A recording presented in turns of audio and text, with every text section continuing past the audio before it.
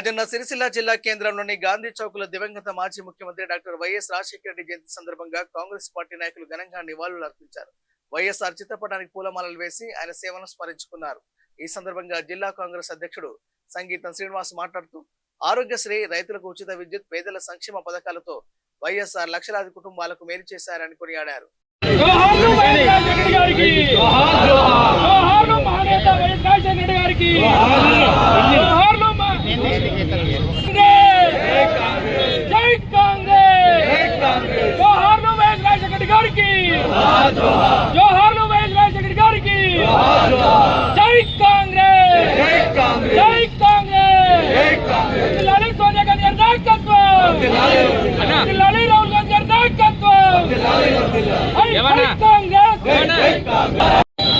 దివంగత నేత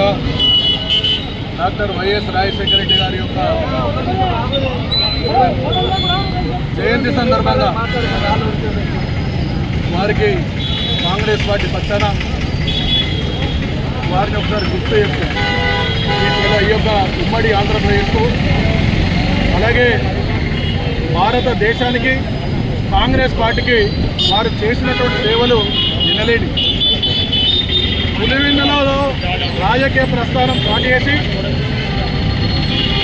ఐసర్ల ఎమ్మెల్యేగా, ఎంపీగా, ఈ రాష్ట్ర మంత్రివర్గంలో మంత్రిగా, అలాగే అతి చిన్న వయసులోనే ఉమ్మడి ఆంధ్రప్రదేశ్ రాష్ట్రానికి కాంగ్రెస్ పార్టీ అధ్యక్షునిగా, ఆ తర్వాత సిఎల్పి లీడర్గా 2000 సంవత్సరంలో ఈ భారతదేశ అంటే ఈ తెలంగాణ మొత్తం ఉమ్మడి ఆంధ్రప్రదేశ్లో పాదయాత్ర చేసి ప్రతి ఒక్క రైతుల యొక్క, నేతల యొక్క, గీతల యొక్క, ప్రజల యొక్క కష్ట నష్టాలను తెలుసుకొని 2004లో ఇందిరామ్మ రాజ్యాన్ని తెచ్చినటువంటి మాననీయులు వైఎస్ రాజశేఖర రెడ్డి గారు.